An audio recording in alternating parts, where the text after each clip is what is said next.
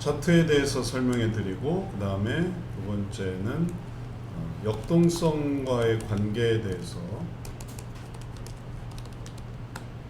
그래서 우리가 소원상담센터에서 차트라는 개념을 쓰고 있는데, 이 차트 개념을 역동성과 연결관계에서 이어가려고 해요. 그래서 좀 더 잘 이해할 수 있게. 그 다음에 시간이 되면 진로상담, 고통 과목은 좀 어려울 것 같긴 한데 이렇게 한번 해보도록 하죠. 진로상담과 고통 다룰 수 있으면 하고, 안 되면은 넘어가고, 우리가 지금 계획은 종강은 6월 18일, 그 다음에 MT는 6월 25일, 자격시험은 6월 27일 이렇게 돼 있으니까 이것도 고려해 주시면 되겠습니다. 다음번 계획. 그러면은 오늘이 11일이니까 다음 주가 종강입니다. 25일에 MT가 있고요. 27일에 자격시험이 있고, 이렇게 진행이 되겠습니다. 다음 주가 종강입니다. 벌써 종강이 다. 근데 이제 온라인 강의는 계속 하시면 됩니다. 그건 종강이 없어요. 방학이 없이 자기가 계속 배우면 되는 거니까요. 자, 그러면 아까 얘기로 돌아와서 역동성에서부터 차트가 어떻게 진행되는지 나중에 온라인 채널을 통해서, 온라인 채널은 그냥 이제 잘 모르시는 분들을 위해서 불특정 다수죠. 그래서 상담 세미나처럼 이렇게 진행하고 있어요. 우리 이렇게 하는 것은 이제 학생들이고 또 참여하신 분들인데, 그와는 좀 다르게 그냥 성형 상담이 뭔지, 혹은 정말 아주 완전 초보, 이제 여기서부터 이제 해나가고 있어요. 그래서 그런 동영상을 이제 만들고 있어요. 그거가 도움이 되고, 또 우리 학생들 중에도 그게 이해가 된다는 분들이 있어서 또 다행이라고 생각하는데, 원래는 정말 잘 모르는 분들을 위해서 만든 건데, 또 그렇게 하지 않으면은 또 그런 것들을 설명할 수 있는 기회가 없으니까 또 도움이 되시면 좋겠어요. 자, 역동성에서 차트가 나오는 과정을 설명을 드리면, 기본 역동성의 그림이 이렇게 태양이 있고, 뜨거운 태양이 있고, 그 다음에 악순환이 있고, 선순환이 있고, 그 다음에 나무가 있고, 가시돋치고, 열매가 있고, 그리고 그 밑에 뿌리가 있어요. 그리고 이거는 마이너스 뿌리고, 이건 플러스 뿌리고. 그래서 이렇게 되는 그런 과정을, 이게 누가복음에도 나오지만 예레미야가 먼저 나왔기 때문에 예레미야 17장을 쓰는 거예요. 누가복음이 익숙하면 누가복음에도 동일한 내용이니까 해도 되는데, 이제 예레미야의 기점이 더 처음이기 때문에, 뿌리 깊은 나무가 가물어도 마르지 않는 이유는 바로 이러한 은혜의 공급이 있기 때문에 그런 것이죠. 그리고 이러한 이 변화의 역동성을 웨스트민스터에서 만들었단 말이죠. 그리고 이 웨스트민스터의 이 역동성은 이 혁신주의 성경적 상담을 한다라고 한다면은 이 그림이 되게 아주 유명한 그림이에요. 그래서 검색을 해봐도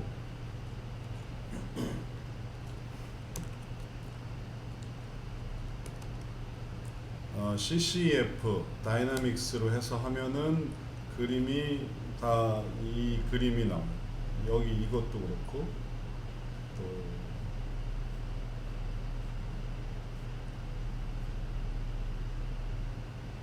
웨스트민스터 다이나믹스 CCEF로 해야 더 잘 나옵니다. 그래서 이거나 혹은 이거나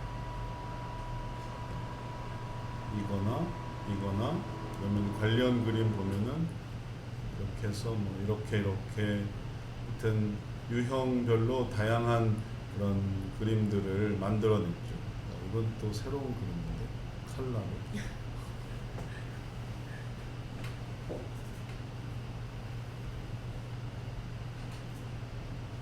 이게 딱 사이트가 안 나오는 걸 보면 또 이게 다운로드를 하는 이건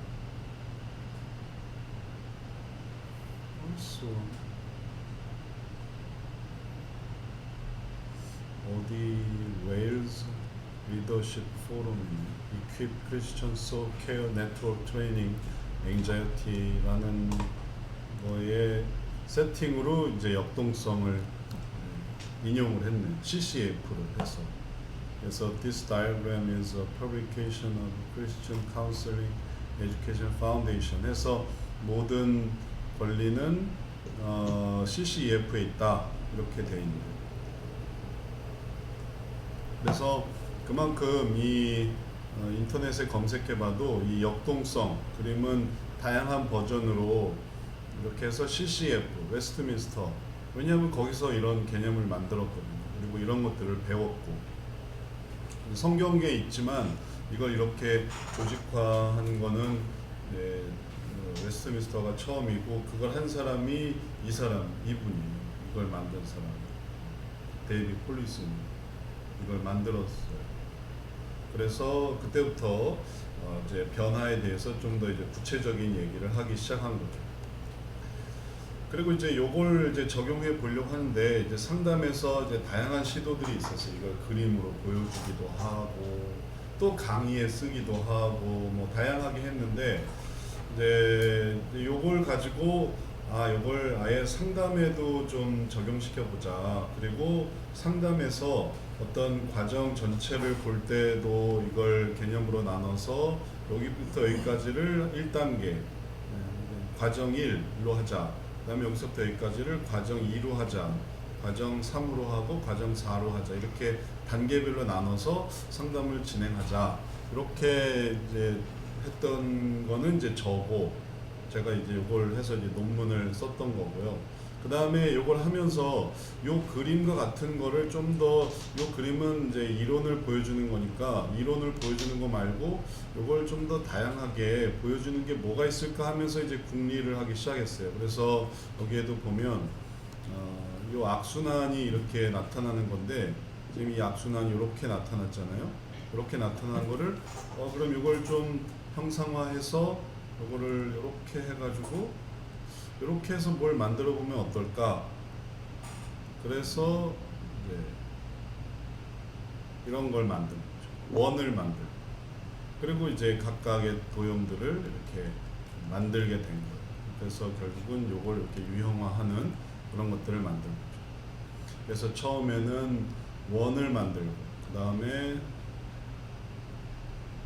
문제를 여러 개를 다루다 보니까 이런 것도 괜찮을 것 같고 그 다음에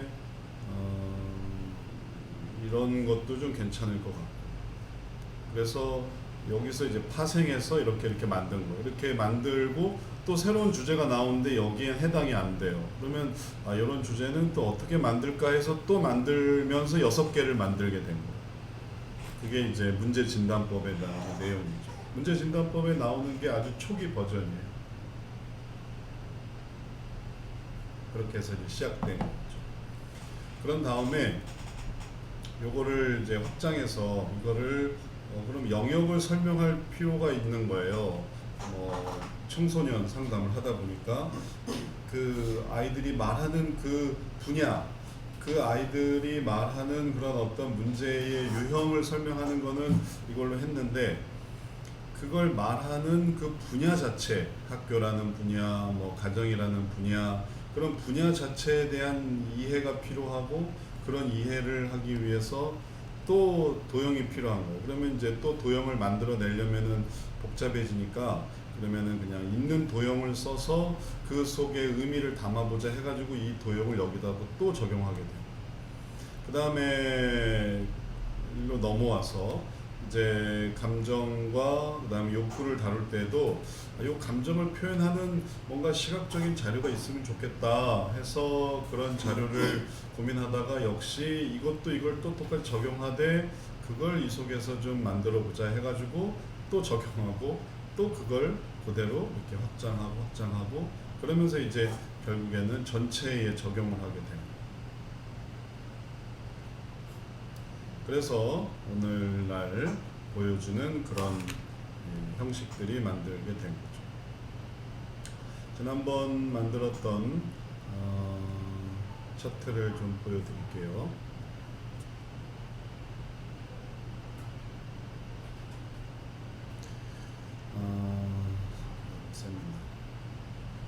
그래서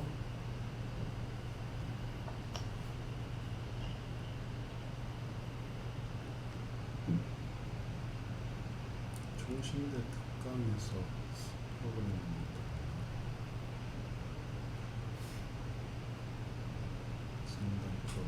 차트를 설명하는 프로그램을 썼지.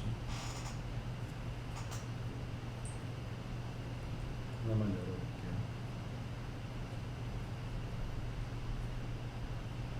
지난번에 제가 만든 프로그램이 있는데 그걸 한번 보여드릴게요.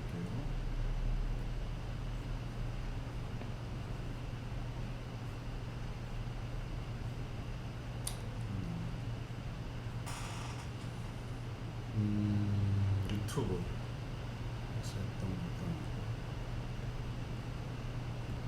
채널에서 했던 것도 아니고 실습에서 했던 것도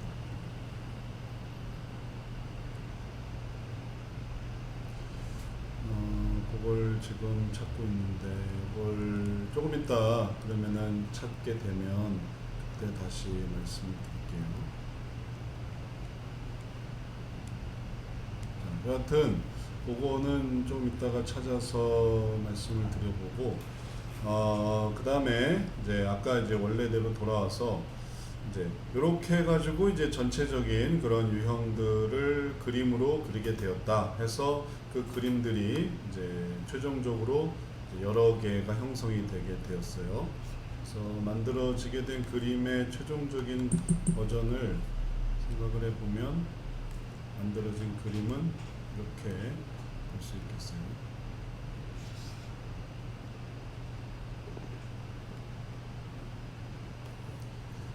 그래서 이렇게 된 거, 그 다음에 이렇게 된 거, 그 다음에 이렇게. 그래서 이게 전부 이 각각의 개인, 순위, 그 다음에 미움, 유익, 계획, 사람, 충성, 훈련. 그럼 이 주제들은 지난번에 우리가 봤던 그런 주제들을 쭉 이어나간 거거든요. 그래서 여기 보시면은 개인, 순위, 미움, 유익, 계획, 사람, 충성, 운유, 훈련 이렇게 되는 이런 내용들을 쭉 이어서 그래서 여기서 이제 이런 그림들을 만들게 된 거죠. 그러면 하나의 그림들이 다 적용이 되게 되는. 그 다음도 마찬가지. 그 다음도 마찬가지. 그래서 이제 6개의 차트를 만들게 되었어요. 그리고 그걸 가지고 이제 상담에 이제 응용을 하기 시작한 거예요. 그러면은 복잡하게 여러 가지를 설명할 수 있는 내용들을 아주 축소해서 그리고 그거를 다른 사람도 금방 이해할 수 있게 긴 상담문으로 만들어 놓으면 읽는데 시간이 다 걸리고 그 다음에 하다 보면 이 속에 뭔가 그 사람에 대한 변화의 그런 단서가 있고 그리고 달라지는 어떤 면이 있고 또 달라질 수 있는 어떤 가능성이 있는데 그런 것들이 잘 드러나지 않을 때 이런 차트를 사용하면 그게 명확해지고 또 뭐가 어떻게 변화되어야 될지가 분명하게 보이게 돼요. 자, 그렇게 돼서 이렇게 만들고 그 다음에 또 하나는 요건 이제 피상담자 중심으로 해서 만들어진 거예요. 그래서 피상담자 중심으로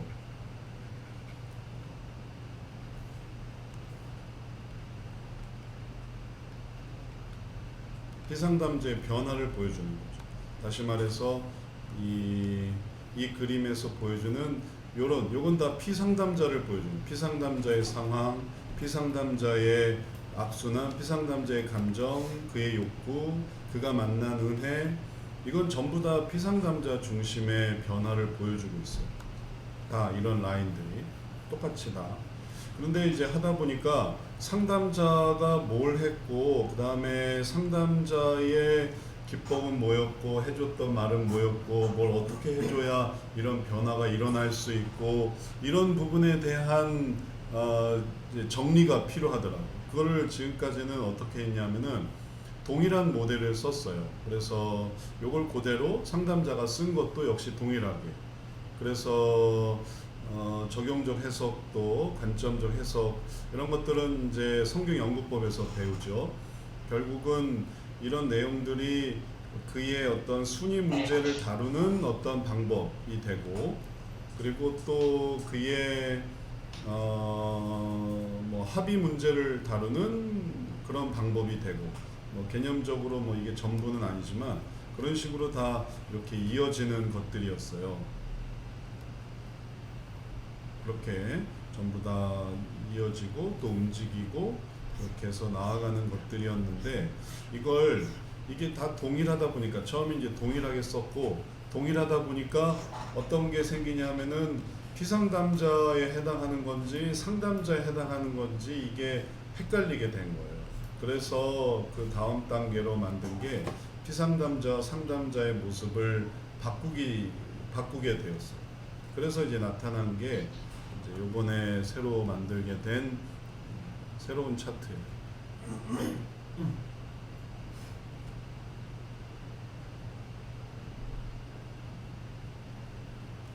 자, 그래서 이제 여기에 최종적인 변화가 생겼어요. 이게 보시면은 밑에 거는 피상담자의 모습이고, 그 다음에 위에 거는 상담자의 모습이에요. 그러면은 약간 좀 차이가 있죠. 어떻게 차이가 있는가 하면, 밑에는 피상담자의 모습을 예전에 형상화했던 그대로, 그래서 그런 뭐 악순환의 모습부터 변화되어지는 선순환을 그대로 보여주는 원형의 형식이고, 그 다음에 위로 올라가서 피상담자의 모습은 적용적 해석의 의미를 좀 더 가미해서, 그래서 사다리꼴로 만들었어요. 그래서 원리를 바탕으로 하는 예화, 그래서 원리와 예화가 연결되어 있는 거, 그 다음에 그 예화를 보증하는 방법, 그리고 그 방법을 또 보완하는 사례, 이런 방식으로 해서 이제 모양을 바꿨어요. 그러면 이제 확실히 구별이 되죠. 아, 요거는 상담자의 방법이었구나. 그래서 여기다가 쓸 수 있는 건 뭐냐면은 내가 어떤 원리를 썼고, 어떤 예화를 썼고, 그 다음에 어떤 방법을 했고, 어떤 사례를 제공해 줬다라는 거예요. 그리고 그걸 가지고 뭐에 적용해 나가는가 하면, 그걸 가지고 이렇게 피상담자에게 적용을 했다고 한번 해보세요.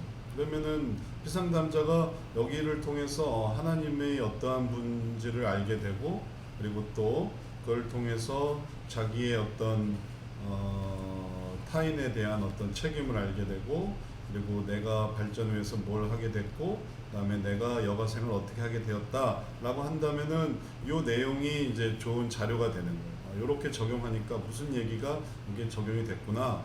그리고 그 다음에 여기서 이제 이걸 했는데도 이게 변화가 안 된다 하면은 그 다음에는 하나하나씩 맞춰보는 거예요. 관점적 해석을 해보거나, 아니면은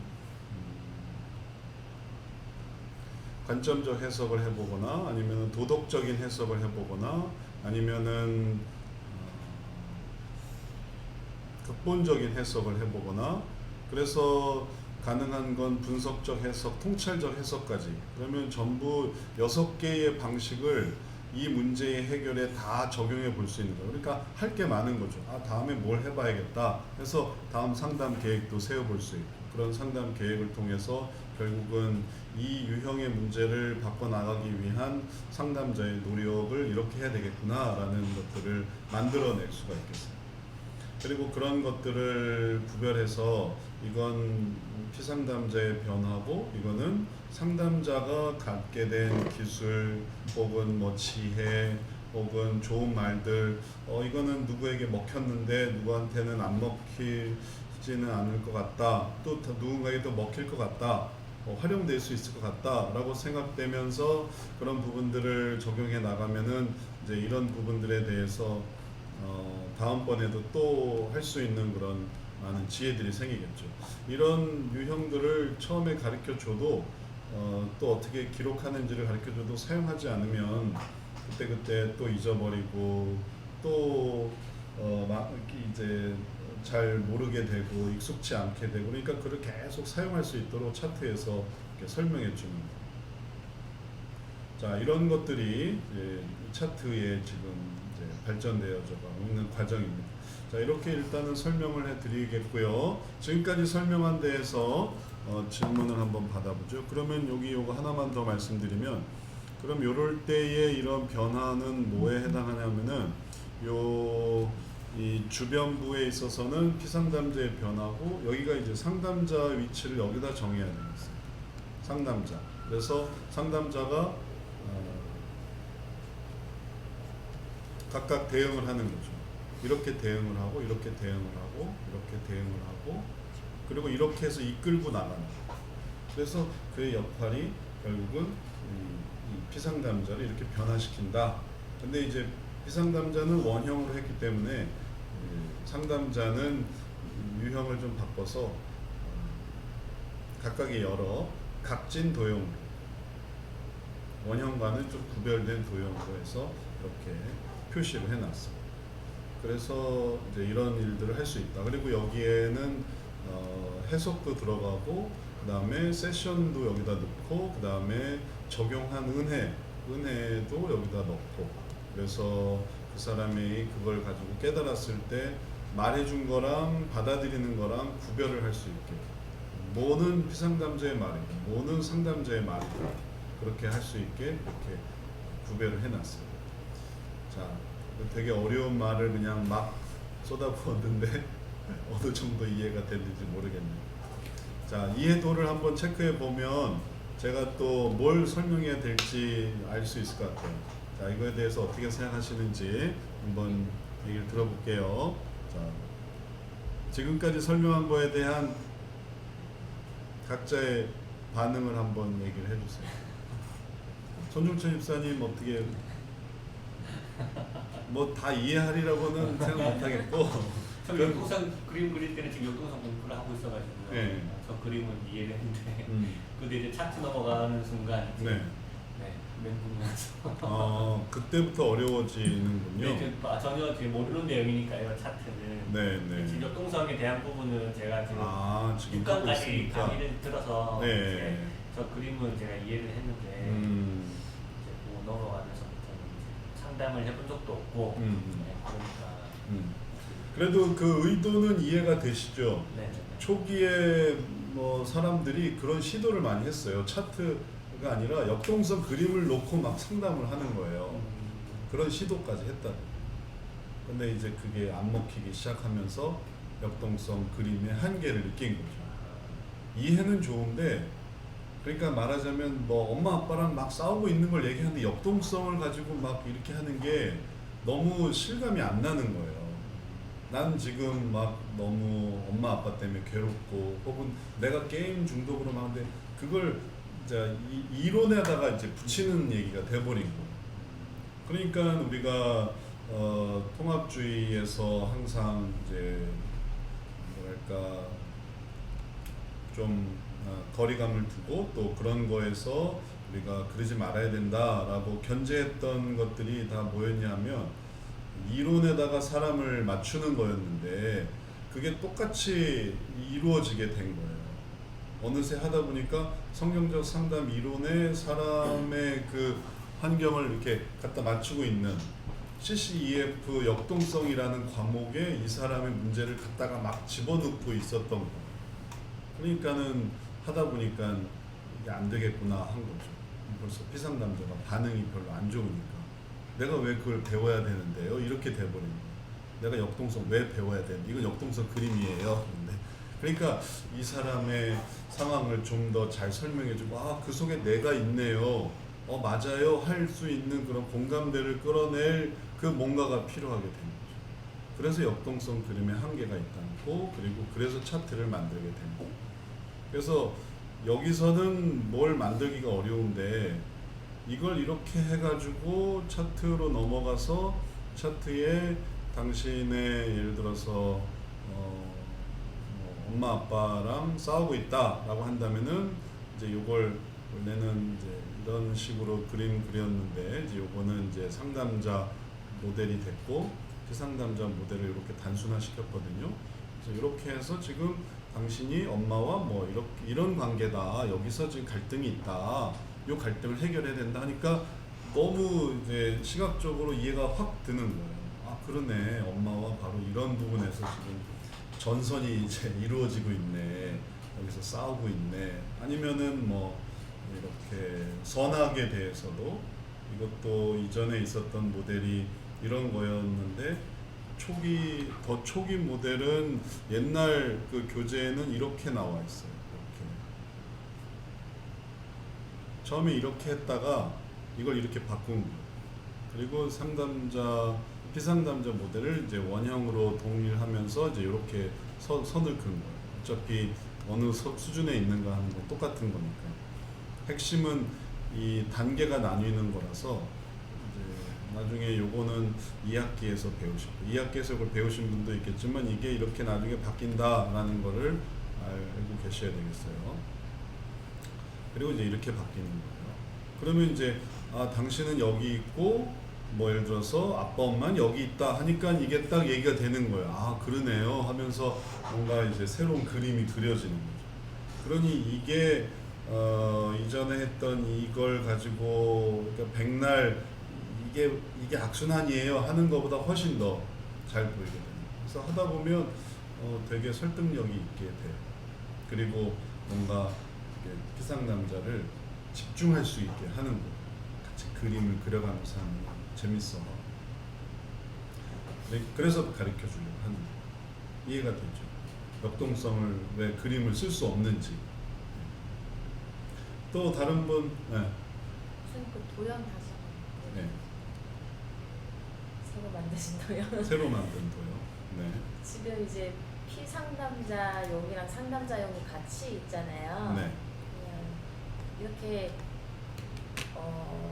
한 곳에 두 가지가 있는 이유가 있나요? 이게 뭐라고 그러지? 피상담자에 대해서 어떤 밑에 아랫부분을 이제 피상담자들에게는 이제 사용을 하고 상담자가 보는 저 해석도 피상담자에게 보여줘야 되는 부분인가요? 뭐 따로따로 구분해서 이렇게 피상담자용 한 장 밑에 부분 네, 상담자용은 어차피 상담자는 상담자가 따로 하는 거기 때문에 피상담자가 굳이 볼 필요는 없는 거잖아요. 맞아요. 네, 그래서 이거를 여러 개를 만들었어요. 그래서 요거는 그냥 전체를 한 번에 볼 때 쓰는 거고 그 다음에 또 다르게 요것만 따로 떼서 다시 말해서 상담자용만 따로 떼서 그래서 볼 때는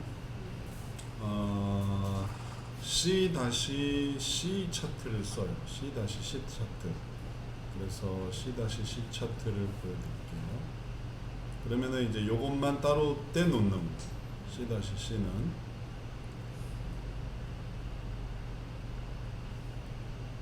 그러면은 요 모습 그대로 아까 봤던 이 모습에서 요 부분만 따로 떼놓은 거죠. 피상담자용 아랫부분도 따로 떼놓은 게 있나요? 그렇죠. 네. 이렇게 해가지고 상담자용 하나 따로 떼놓고 그 다음에 피상담자용도 따로 떼놨어요. 그러면은 피상담자용도 따로 떼놓은 걸 보면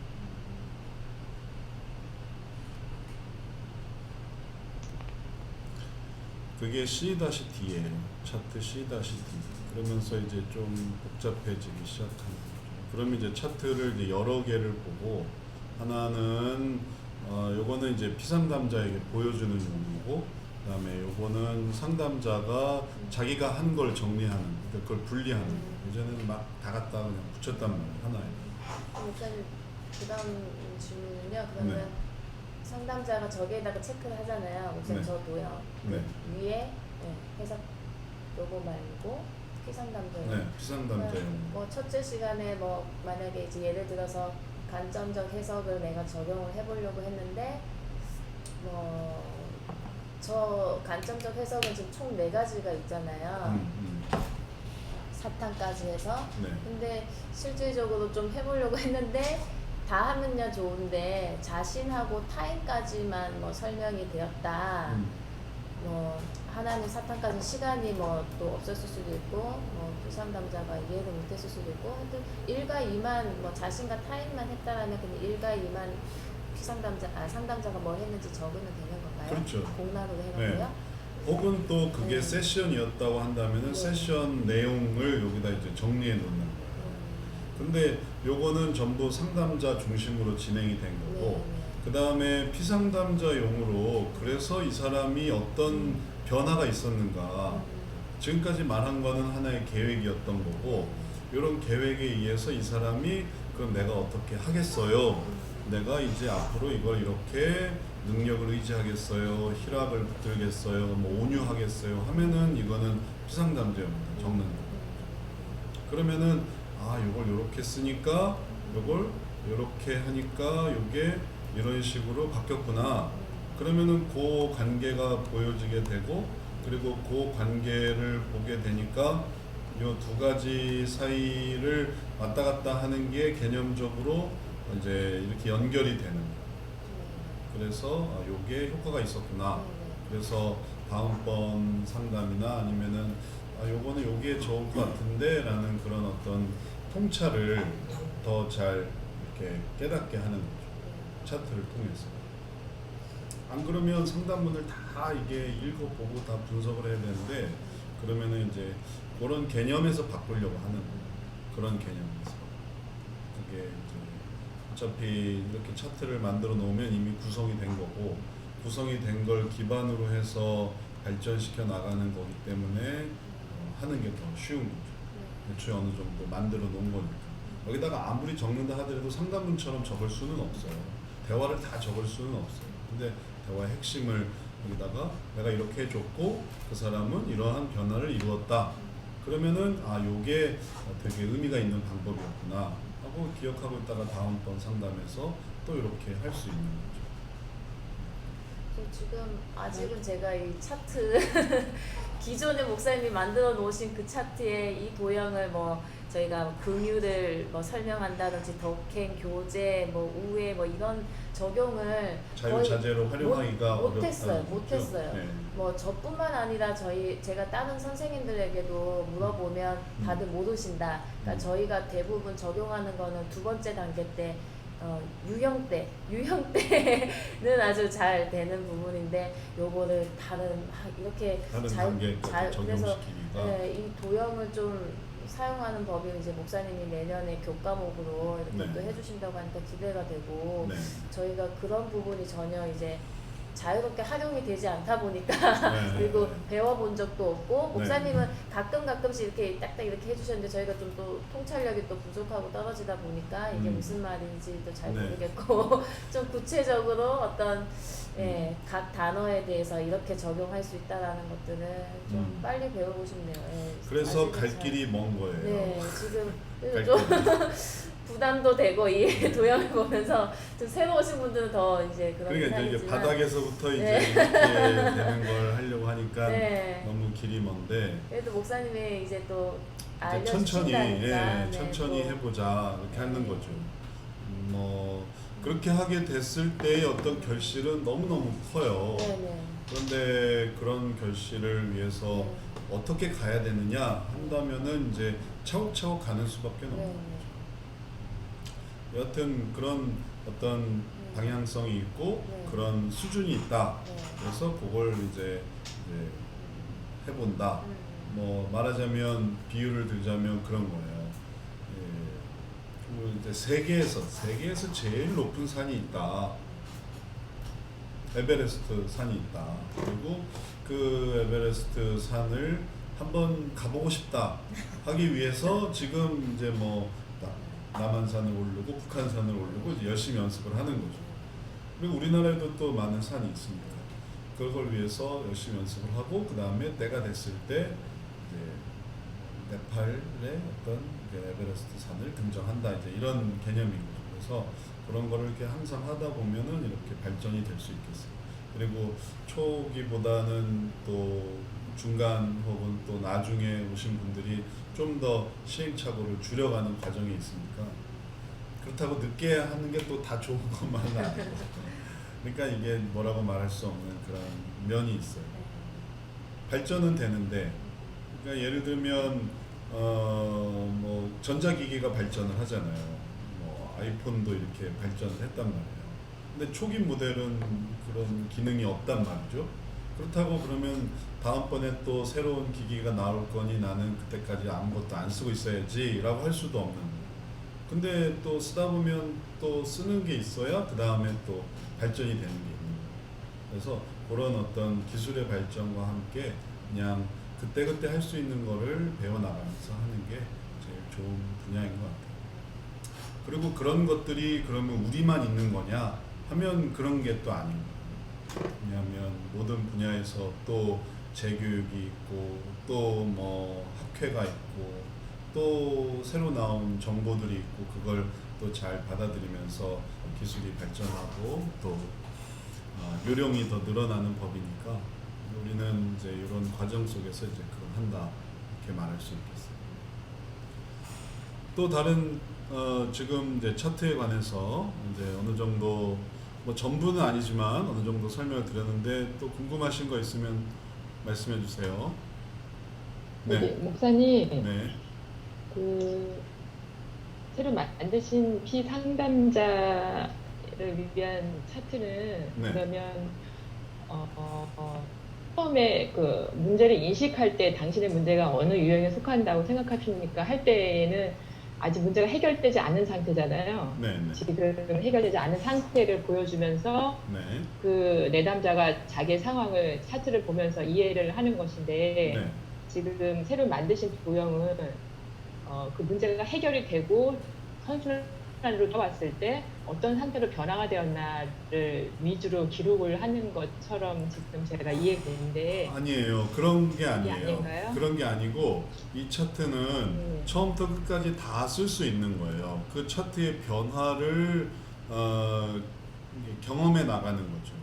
다시 말하면 이 역동성에서 우리가 차트를 쓴 것처럼 이 차트는 그의 영역을 보여주는 것이기도 하고 그의 유형을 보여주는 것이기도 하고 그의 감정, 그의 욕구, 그의 모든 걸 다 보여줄 수 있어요. 그리고 그런 것들이 보여지는 것이 그러면은 이제 어떻게 이 그림 하나에 이런 모든 것을 다 담을 수 있느냐라고 한다면 예를 들어서 아까 같은 차트에 예를 들면 상담자 중심 차트를 한번 생각을 해볼게요. 이게 이제 그 상담자 피상담자 중심의 원형이 피상담자 중심의 차트라고 했죠. 그러면 이 그림이 이 개인일 경우에 개인의 영역일 경우에는 예를 들어서 화면을 좀 보여주세요. 화면을 좀 보시죠. 네, 이게 어떻게 변형될 수 있는가를 보여드릴게요. 개인의 영역이라면은 예를 들어 게임 중독에 있다고 한번 생각을 해보세요. 그러면 목사님 화면이 안 돼 있어요. 화면이 안 화면. 보여요. 네네. 자, 다시 화면으로 돌려드릴게요. 자, 이게 피상담자 중심의 차트라고 했을 때 아까 말씀드린 것처럼 이 역동성 기반으로 해서 이 차트는 피상담자 중심의 차트는 그의 모든 걸 다 보여주기 위해서 만든 거예요. 다시 말해서 그의 영역도 보여주고 그의 유형도 보여주고 감정도 보여주고 또 욕구도 보여주고 또 그 다음에 이어서 은혜도 보여주고 또 결심도 보여주고 또 실천도 보여주고 사역도 보여주고 그렇게 전반적인 걸 다 보여주는 거예요. 그럼 어떻게 이게 가능한가 하면 그림으로 설명을 드리면 요게 처음에는 게임 중독이 이렇게 돼 있어요. 그러면 이만큼 나왔다라고 이제 표시를 한단 말이죠. 게임 중독 때문에 교회도 안 가요. 게임 중독 때문에 다른 사람도 안 만나요. 그리고 자기 공부도 안 해요. 그러면은 공부도 안 되고 공부 시간이 줄어들고 다 게임만 한다고 생각해 보세요. 그러면 이게 그의 어떤 걸 보여주냐면 현재 개인의 현재 상황을 보여주는 거. 아, 지금 이런 상황이군요. 개인적으로 이렇게 살아가고 있군요. 그 다음에 순위의 문제를 이걸 동일하게 설명할 수 있어요. 그럼 여기서 이런 부분에 우선순위가 안 되고 있네요. 안 되고 있네요. 안 되고 있네요. 라는 걸 설명하는 거죠. 이제 뭐 꼭 그렇게 되는 건 아니지만 이게 이 같은 라인을 따라간다고 생각을 해보세요. 기본적으로 모든 이 주제는 이게 제각각 되어지는 건데 가상적으로 이렇게 된다고 한번 생각을 해보자고. 설명을 위해서. 실제로는 이렇게 되지 않아요. 실제로는 다 뭐 이게 이렇게 되거나 뭐 이런 식으로 각각의 자기의 길이 있어요. 그래서 끝에는 뭐 이렇게 걸린다. 뭐 이런 게 이제 실제 길이죠. 이렇게 쭉 고든 하나의 이 길이란 있을 수가 없는 건데 예를 들어서 설명을 해본다고. 이게 전부 다 뭘로 다 설명이 될 수 있는가 하면 이 모든 것이 다 이 차트로 하나로 설명을 한단 말이에요. 피상담자 중심의 차트로. 그렇다고 한다면 여기서 이렇게 되어져 있는 것이 그것이 미움이었고 그리고 어떤 미움이었는가 하면은 이게 싫어요. 뭐 하나님 의지하는 게 싫어요. 이 부분에 대한 미움이 있을 수가 있고 또 타인과 만나는 게 싫어요. 그러니까 게임 중독으로 더 들어가게 됐고 그러니까 이게 더 늘어나는 게 되는 거죠. 공부하는 게 싫어요. 공부하는 게 재밌으면 게임보다 공부를 했을 텐데 공부하는 게 싫어요 하니까 이쪽으로 가면서 이렇게 드러난다. 이제 미움을 보여주는 거예요. 그러면은 그게 동일하게 욕구와 관계된다면은 뭘 보여주냐면은 이게 뭐에 대한 욕구였느냐 하면 여기서 이제 원하는 것들, 여기서 뭘 원해요, 무엇을 원해요 라는 구체적인 내용을 여기다 이렇게 자세하게 적을 수가 있겠어요. 그러면 이게 이제 악순환의 차트가 되는 거죠. 여기까지 했을 때. 그 다음에 선순환의 차트로 넘어가서 동일한 차트를 선순환으로 바꾼다 라고 한다면 하나님의 계획이 뭔가를 생각해 보자 해서 반대로 이제 하나님의 계획에 대해서 생각을 해보는 거예요. 그리고 그러한 계획 속에서 계획을 키워나가는 거예요. 계획을. 하나님의 계획이 내게 하나님의 이런 계획이 있었구나. 그리고 다른 사람들을 통해서도 갖고 있는 계획을 더 키워나가는 거예요. 그리고 또 내가 할 수 있는 일들에 대한 계획도 더 키워나가는 거예요. 그럼 이런 부분들을 더욱더 이제 상승시키는 것을 할 수 있고 그럴 때 거기에 대한 감정으로 사랑이 갖게 되면은 그럼 이제 어떤 일들이 일어나냐면은 이렇게 확장되어져 있던 이런 게임 중독들을 반대로 이렇게 줄여나가는 모습을 이렇게 여기에다가도 지금 이제 막 설명을 위해서 이제 대충 그린 거니까 실제로 하다 보면 좀 더 자세하게 또 섬세하게 그려요. 지금은 막 대충 그려서 그래요. 그래서 이런 부분이 이제 역전이 일어나는 밀물과 썰물처럼 옛날엔 밀물처럼 이렇게 나타났고 그 다음에 이제 썰물처럼 되돌아가는 것이 그림 하나에 다 표현되는 거예요. 그러기 위해서 해야 되는 게 뭐냐면 충성하는 거고 그래서 게임 중독을 없애기 위해서 그 반대에 있는 것을 늘려나가니까 자연히 게임 할 일이 없어진다 이렇게 설명할 수 있는 거예요. 게임은 이게 싫어서 했던 거였고 그러다 보니까 게임 자체에 들어갔던 건데 그게 아니라 반대로 이제는 다른 일을 하다 보니까 게임할 시간이 없는 거죠. 그런 상황을 충분히 이렇게 상상해 볼 수 있겠어요.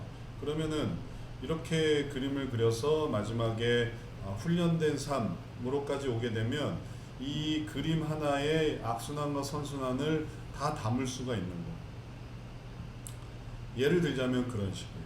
그래서 이 그림이 언제 한 번으로만 쓰여지고 마는 혹은 악순환을 설명할 때만 쓰여지고 선순환을 설명할 때는 쓰여지지 않는다 이런 게 아니라 계속 다 쓰여지고 다만 그림의 이제 양상이 변화되게 되는 거니까 이런 식으로 그렇게 생각하면 되겠어요. 그림 내에서 양상이 바뀌는 거예요. 날씨 도표 하에서 바뀌잖아요. 지도 하에서 날씨 그림이 바뀌지 지도 자체가 바뀌는 게 아니잖아요. 그러니까 지도 자체 내에서 어느 게 커졌다가 어느 게 줄어드느냐 이런 것들을 차트 내에서 설명할 수 있고, 그리고 그런 것들을 이게 피상담자 차트이기 때문에 피상담자와 함께 당신이 이렇게 된 거는 이런 변화입니다. 그 다음에 당신이 이제 바빠서 게임을 못해요.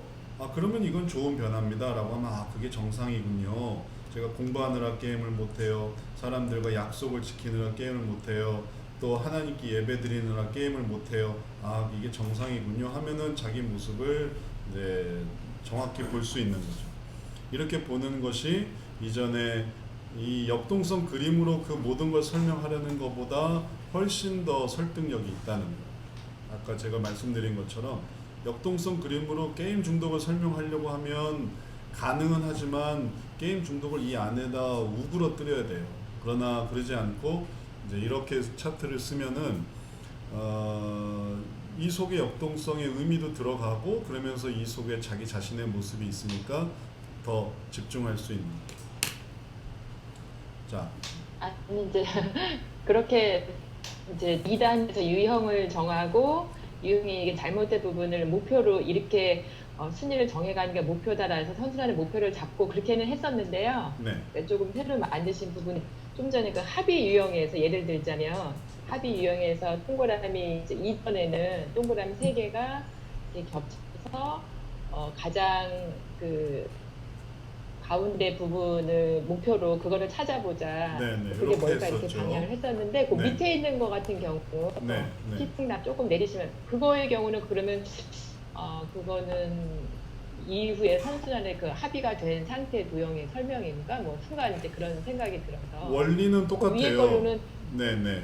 요 지금 그림 잘 여기서 이제 보이시죠? 겹치지 네. 네, 요게 상담자 차트고요. 그다음에 요게 피상담자 차트예요.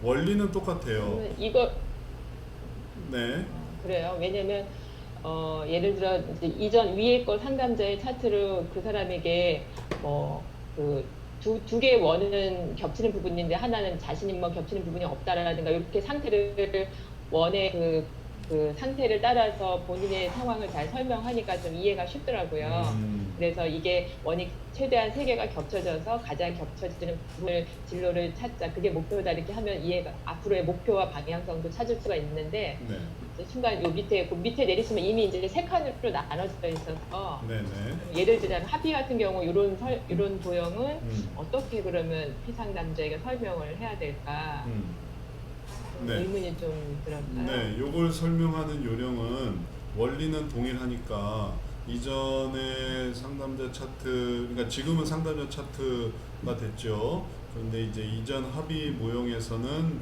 이제 이런 것들을 찾아 나가는 거예요. 그래서 핵심은 이제 이걸 찾는 거죠. 가장 중심.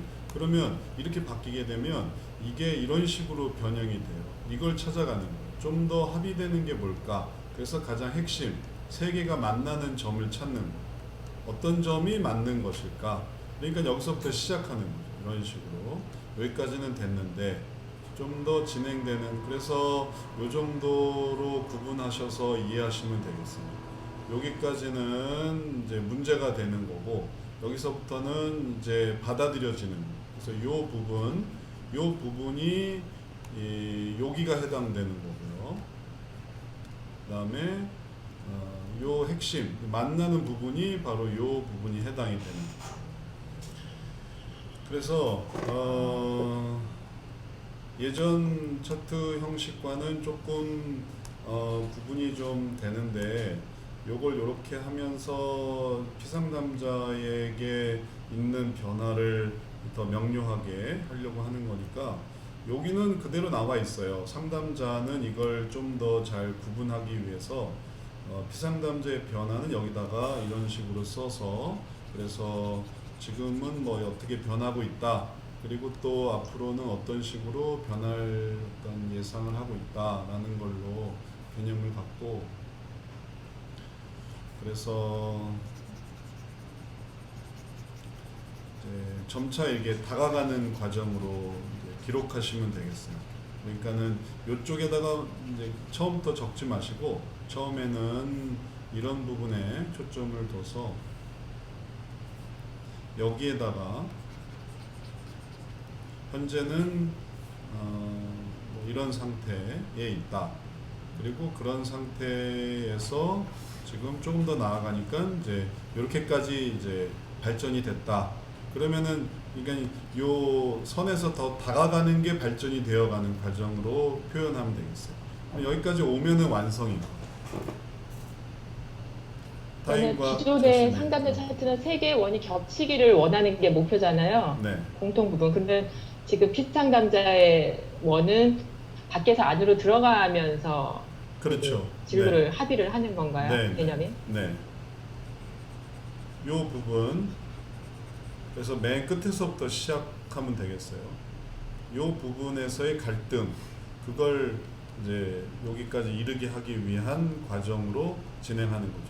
이전에는 이걸 개념상 혹은 또 실제 어떤 이 원의 움직임상 이게 뭐 설명은 하는 거죠. 떨어진다 혹은 또 연결된다. 근데 그게 원활하지는 않았어요. 이게 예를 들면 이게 실제로 움직이면 좋은데 기존의 그런 부분들은 실제로 움직이는 게 쉽지 않았거든요. 예를 들어서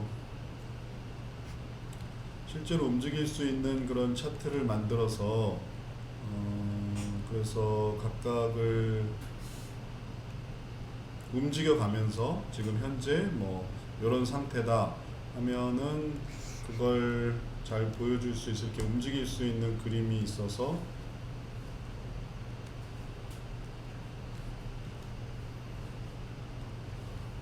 그거를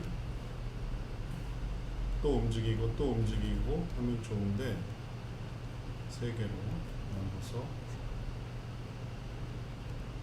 그래서 이게 이렇게 돼서 지금 현재 상태는 이렇게 되어 있는 상태다. 그리고 이걸 지금 뭐 얘기를 해보니까 이 정도 됐다. 뭐 이 정도 됐다. 아, 지금은 이 정도다. 이렇게 해서 움직이면 이렇게 완성이 된다 하면 좋겠는데 이게 딱 고정되어 있는 상태에서는 그냥 말로만 설명을 했거든요. 그런 상태다. 이제 그걸 이제는 그냥 이렇게 진행하는 걸로 일직선에서 진행하는 걸로 그렇게 설명하시면 되겠습니다. 하나님의 뜻을 알아가는 것. 타인과 하나님과의 관계에서 하나님의 뜻을 잘 모르겠다. 그럼 일로 가는 거. 근데 좀 알아보니까 하나님의 뜻이 어느 정도 이해가 된다. 그리고 하나님의 뜻을 더 알고 싶다. 그럼 이제 최종적으로 하나님의 뜻이 이거구나라는 걸 알게 됐다라고 하면 가운데로 오는 거죠. 하나님과 자신의 관계도 역시 마찬가지입니다. 잘 모르겠다 하면 끝에서부터 시작하는 거예요. 그리고 이제는 뭔지 알겠습니다 하면 끝에서 끝나는 거예요. 그래서 그냥 일직선상에서 가운데로 모이는 걸 목표로 해서 설명하시면 되겠습니다. 이것도 예전 방식에서 조금 달라지는 거니까 좀 설명이 좀 필요하긴 하겠네요. 연습이 좀 더 필요하겠네요. 또 좀 더 들어보셔야 되겠네요. 이렇게 하여튼 설명할 수 있겠어요. 가운데로 모이는 걸로. 그럼 자. 한 가지만, 목사님 한 가지만 더 질문해도 될까요? 네. 해석이라는 게, 그러니까 상담이 기본 골격은 8단계잖아요. 네. 그런데 이 해석이 6가지 해석을 어느 단계에서 활용하는 게 가장 좀 효율적일지.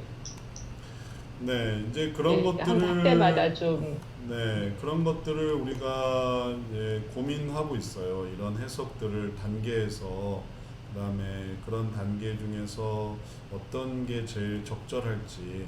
그래서 이제 경험이 많이 필요하고 그런 경험 속에서 전체적인 해석을 어디에서 어떻게 적용하는 게 제일 효과적이었다. 이제 이런 개념을 가져보려고 하는 거죠. 전체적인 단계는 전부 다 사용이 되는데 B1 차트로 한번 볼게요. 모든 게 다 들어가 있으니까 B1 차트에서 자, 여기 B1 차트에 보면 상담자 해석도 있고 그 다음에 화면 바꿔드릴게요. B1 차트라는 걸 보면 이 전체적인 단계도 있고 그 다음에 상담자의 썼던 방법도 있고 그 다음에 피상담자의 어떤 상태도 있고 그러면 맨 처음에 영역에서 부터 시작을 해서 출발을 할 때 그 사람이 개인적인 영역 혹은 가정적인 영역, 종교, 학교 뭐 이런 영역에서 내가 지금 괴로워하는 어떤 부분을 시작할 때 해석을 전혀 해주지 말아야 되는가 하면 또 그런 건 아니에요.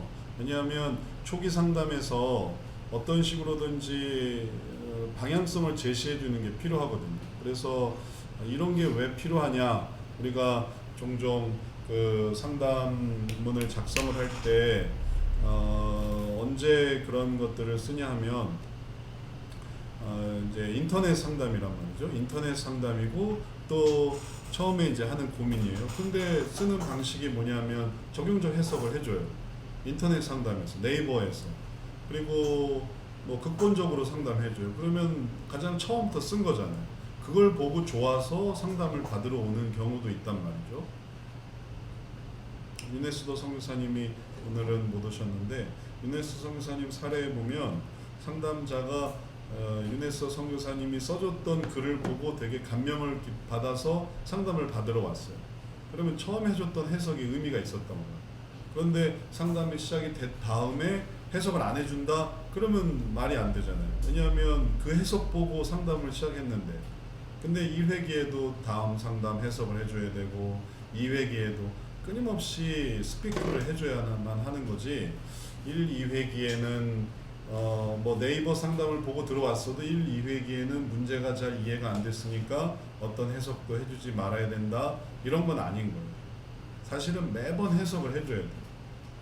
그래야 그 회기가 의미가 있는 거죠. 그래야 다음 회기를 또 하고 하는 거죠.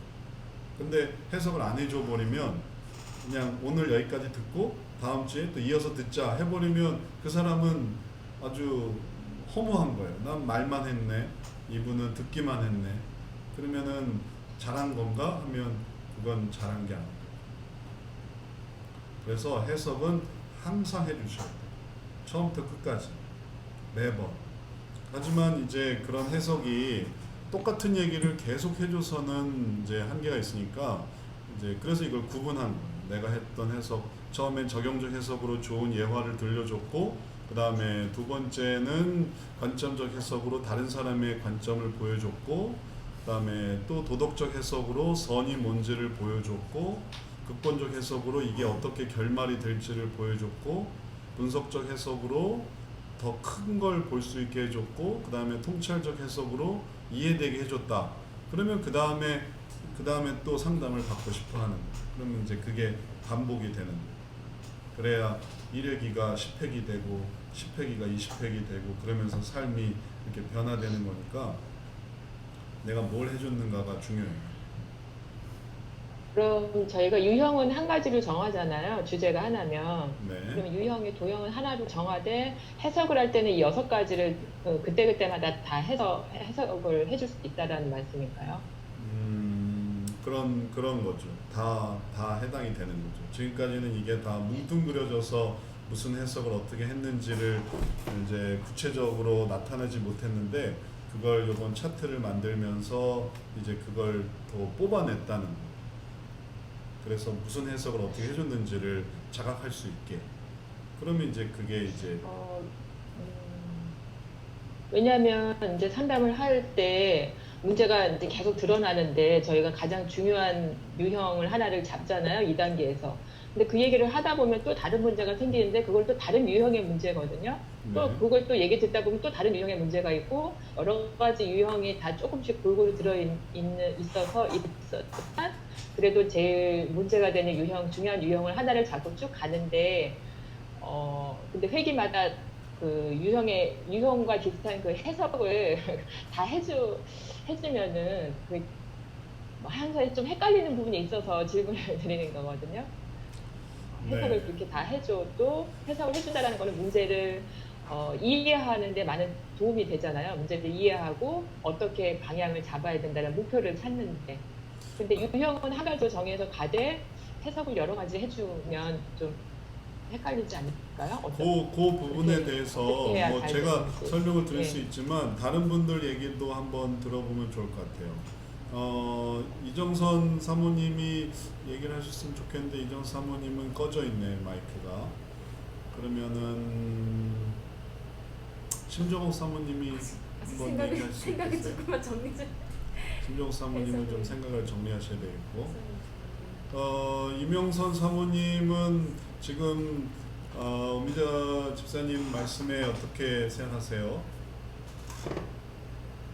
일단은 저희가 이제 상담을 준비할 때, 그러니까 저 같은 경우는 이제 상담을 준비하고 그다음에 이제 상담 과정 중에서도 상담이 이제 어느 정도 지금 수준이 왔는지 설명해주고, 그다음에 이제 끝날 때 이제 전체적으로 이렇게 한번 이렇게 설명을 해줘요.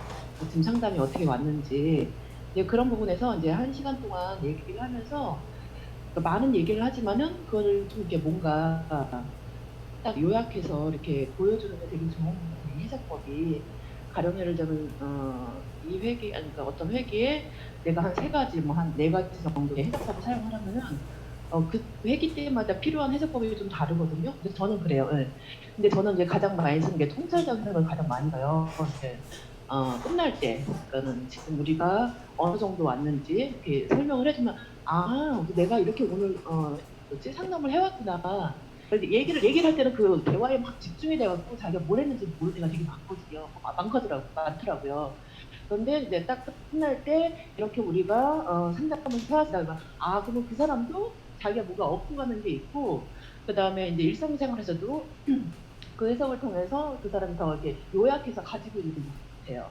그 다음에 이제 그 다음에 또 내가 이제 상담을 또 준비할 때, 아, 이번에는 그럼 이런 해석법을 한번 해봐야 되겠다고 이제 그럼 그 해석법으로 또 설명을 해주고, 왜냐면 그 사이에 또 상담 과제를 통해서 상담이 또 많이 진행이 되잖아요. 그러면 이제 상담 과제에서 진행된 과정을 또 이제 설명을 해주는 거죠, 해석법으로. 저는 이제 일단 그렇게 했어요. 네. 그렇게 하고 있어요. 좋은 말씀이에요. 그래서 똑같다. 중요한 건 뭐냐면 지금 오미자 집사님이 말씀하신 것처럼 또 다른 유형이 막 나오더라도 뭘 하셔야 되냐면 정리를 해주셔야 돼요. 안 그러고 뭐가 또 나왔네 하고 그걸 막 하다 보면 시간에 이렇게 쫓기게 돼요. 혹은 시간에 갑자기 끝나버리게 돼요. 혹은 시간이 늘어나게 되든지, 시간이 늘어나든지 아니면 시간이 그냥 아웃돼 버리든지, 그러면 그냥 붕 뜨게 되는 거예요. 정리가 안 됐어요. 다시 말해서 뭔가 수술을 하다가 봉합하지 않고 그냥 내버려 두는 그런 셈인 거예요. 다 시작됐다가 그 다음에 마무리돼서 뭔가 이제 그럼 어떻게 살아야 되고 오늘 얘기한 게 뭐고 이렇게 의미가 있어야 되는데, 그런 의미가 정리되지 않고 계속 파헤치기만 하고 거기서 뚝 끊어지면은 그러면은 어려운 거예요. 그래서 유형이 계속 발전된다 하더라도 시간을 잘 보시고, 아, 여기는 다음에 해야 되겠다 하고 시간 관리를 하셔서 그 전에 정리를 하시고 뭔가 이제 해석을 해주시고, 그리고 그걸 마무리를 해주셔야만 하겠어요. 그럴 때 이제 그런 마무리를 의미 있게 하려고 하는 게 내가 무슨 해석을 해줘야 될까라는 거를 생각하는 거죠. 어떤 부분에 좀 더 의미를 둬서 말해줘야 될까. 그리고 그런 의미가 예화일 수도 있어요. 예화 중심으로. 그러면 적용적 해석인 거예요. 그 다음에 관점을 바꿔주는 거면 관점적 해석입니다. 하나님의 관점으로 한번 생각해 보세요.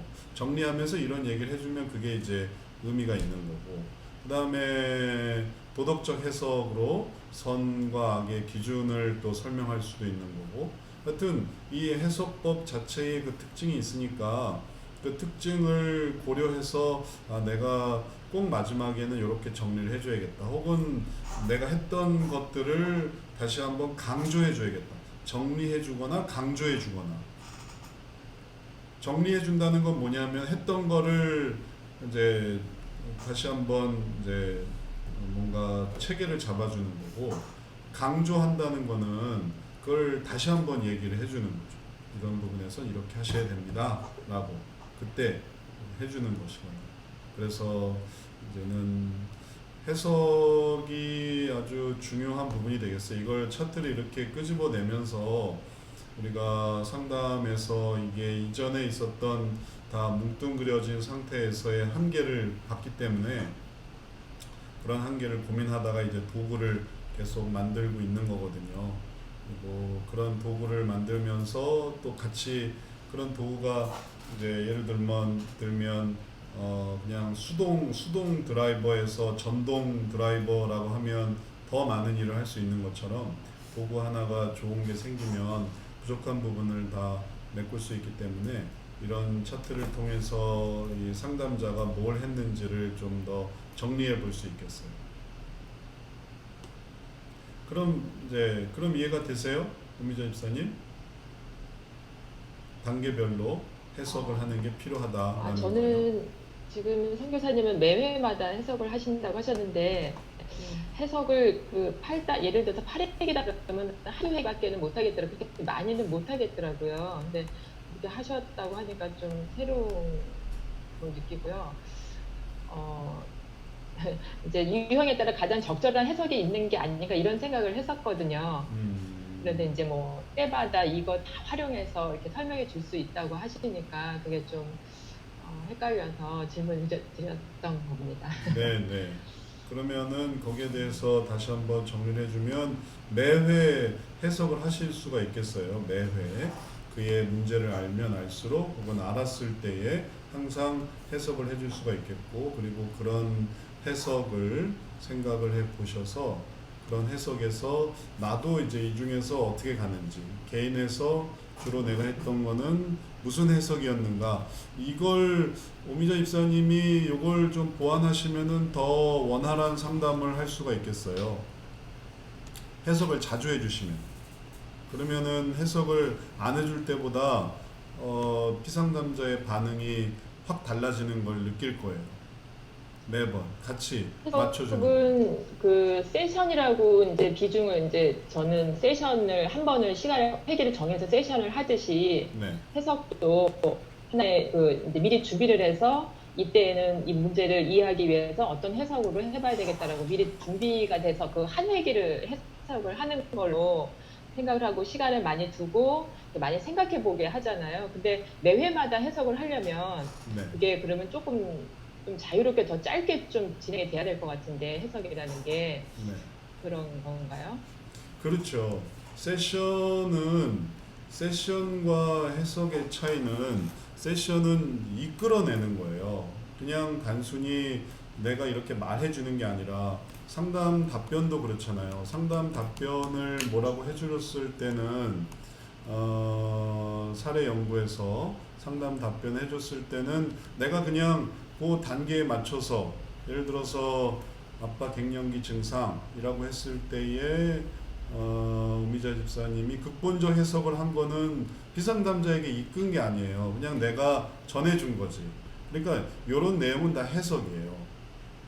그러나 세션은 달라요. 세션은 이끌어내야 돼요. 그래서 세션 질문에 의해서 그걸 이끌어내기 위해서 어떤 과정을 거치냐면, 세션 질문이 어떤 식이냐면 극본적 해석으로 이제 세션을 진행을 하는데, 극본적 해석으로 세션 진행을 하는데 본문 중에서 발단에 해당하는 건 무엇입니까? 그러니까 질문을 하고 답을 하고 그 다음에 질문을 하고 답을 이끌어내니까 세션은 해석보다 2배는 어려운 거예요. 왜냐하면 질문하고 답을 끄집어내야 되니까. 그리고 만약에 이제 이게 적절한 답이 아니면은 또 추가 질문을 하고, 그러니 이 해석과 세션은 좀 의미가 다른 거죠. 이거는 질문을 이끌어내서 상담자로 하여금 그런 분야로 들어오게 하는 거죠. 근데 해석은 내가 그냥 해주는 거니까 그게 크게 뭐 세션처럼 한 회기당 오늘은 제가 적용적 해석을 해드리겠습니다, 이럴 필요가 없는 거예요. 오늘은 뭐 성경 세션에서 적용적 해석으로 한번 성경 세션을 해보겠습니다, 이번 회기는 그렇게 하겠습니다 라는 건 가능하죠. 왜냐하면 그건 이끌어내려고 하니까 그 자체가 질문과 답의 그런 과정들을 거쳐가는 거거든요. 하지만 해석은 그런 개념이 아닙니다. 해석은 그냥 내가 해주는 거니까 좀 더 자주 혹은 또 오미자 편하게. 집사님의 그 이해를 위해서 제가 뭐 하나 더 얘기해도 될까요? 가령 네네. 예를 들자면 합의가 진짜 말씀하신 것과 좀 같은 내용일 수도 있을 것 같다는 생각이 들어요. 그러니까 합의 내용이면은 합의 내용에서 이제 여러 가지 합의가 되지 않는 내용들이 있잖아요. 이제 때문에 합의가 안 될 수도 있고, 아니면 관계 때문에 합의가 안 될 수도 있고, 아니면 조직적인 문제 때문에 합의가 안 될 수도 있고. 그럴 경우는 그러면은 극본적 의사이나 기록이나 분석적 의사이냐 이런 세 가지 해석법을 사용해서 그 사람의 유형의 문제를 저희가 설명을 해줄 수 있는 거죠.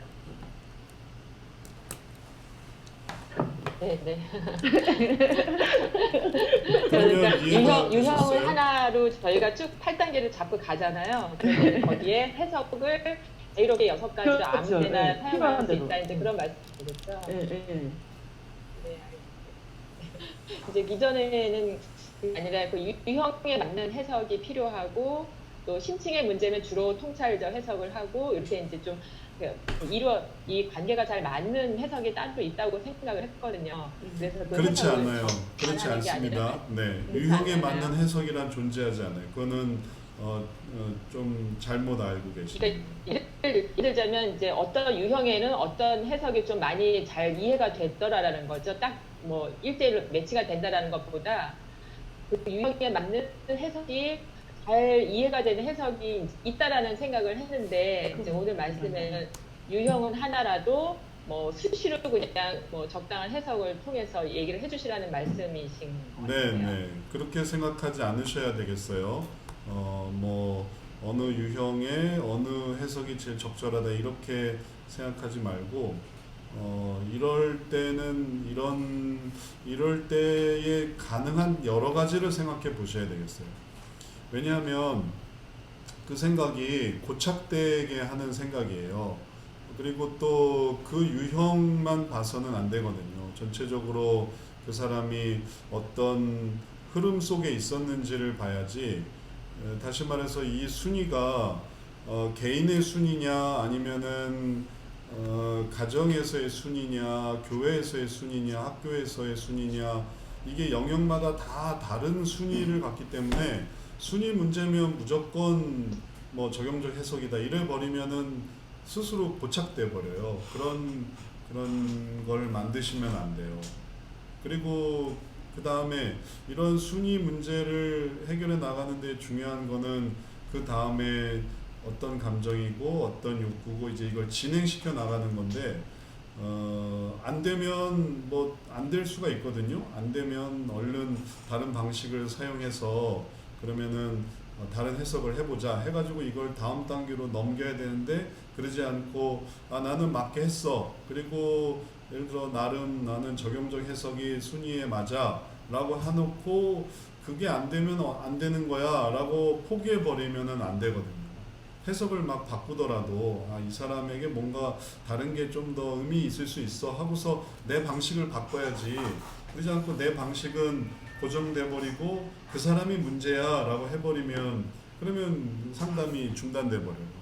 그러니까 그렇게 되지 않도록 고착시키지 말고 계속 바꾸셔야만 하겠어요. 그래서 그런 바꿀 수 있는 그런 단계들을 펼쳐 놓은 거니까 그런 부분에서 할 수 있는 게 여러 개가 있다고 생각하시고 다양하게 적용해 보셔야 되겠습니다. 자, 해석을 많이 사용하지 않았는데 알겠습니다. 예. 네.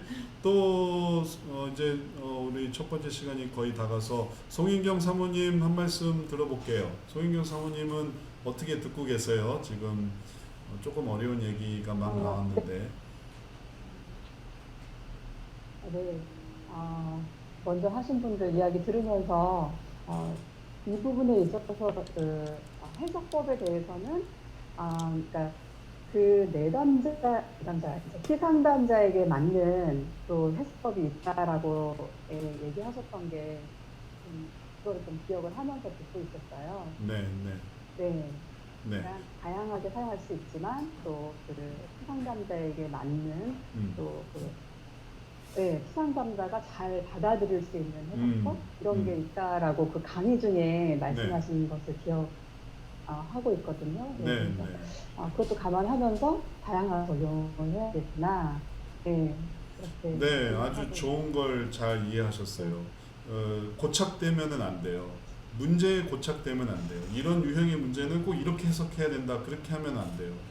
그 사람에게 맞는 게 뭔지를 찾아야겠다. 이래야 이제 넓혀지는 거예요.